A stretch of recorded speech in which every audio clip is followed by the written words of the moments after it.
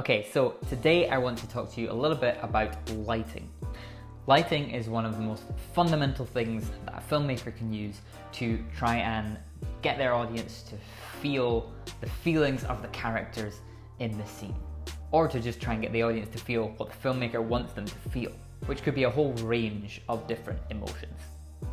So the first thing I'm going to talk to you about is a thing called 3-point lighting, which is the most basic lighting setup. It's just the first thing that everyone talks about when they talk about lighting. So each light coming from a different point has a different name. So your main light in this setup is always called the key light. And that's the biggest one that's going to light your scene, and you're going to base your other lights on the key light. The next light coming in from somewhere at the side is going to be called the fill light, because you're just filling in some of the shadows that might appear on a face, on the subject you're trying to light. And the third light in this situation is the back light, just to highlight a little bit around the back of the head to distinguish them from the background. It's a subtle way for the filmmakers to tell the audience, this is the person you should be focusing on at this moment in time. So there's a few other words I want to introduce you to in terms of lighting that are important on a film set. So if somebody's talking about practical lights, it'll probably be in reference to a light that's already in the scene. So for instance, if I had a desktop lamp in here, then that would be counted as a practical light. It's a prop in the scene that also acts as a light. So the crew would refer to that as a practical. Another really useful tool for filmmakers is reflection. So there are various ways of bouncing light onto your subject. Using a reflector is a lot cheaper than having an expensive light on set. So if you can achieve the same result with a reflector, then that's amazing. So obviously used a lot in low budget, but also in high budget movies too. They'll use a lot of things to bounce their light onto their subject.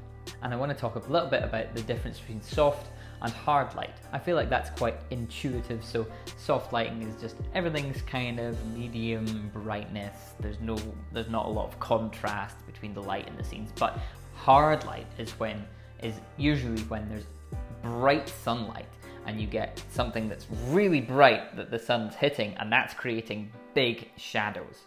So that's big contrast between dark shadows and bright light. That's hard lighting. So when it comes to thinking about light, if you're making your own little film, it's okay if you don't have, these big Hollywood lights to light your scene and make it exactly the way that you want it to be. It's really important to just think about where your light is coming from before you press that record button. And it's not too difficult to find things around your house that might act as a reflector. So anything with big white surface. White is great for bouncing light. Silver as well. Anything that's going to bounce light. So you could even experiment with tin foil and try and use that as a fill light coming in from the side to cancel out some of the shadows that might be on your subject's face. So there's lots of other ways that filmmakers use light to create drama in a scene. And so my challenge for you this week is to use light to try and get the feeling of being scared. So the classic way to do this is to light from the bottom, just the face. So have a dark background and just have one single light uplighting the face, and that achieves a really good horror effect. So what I want you to do is write your own scary monologue, okay?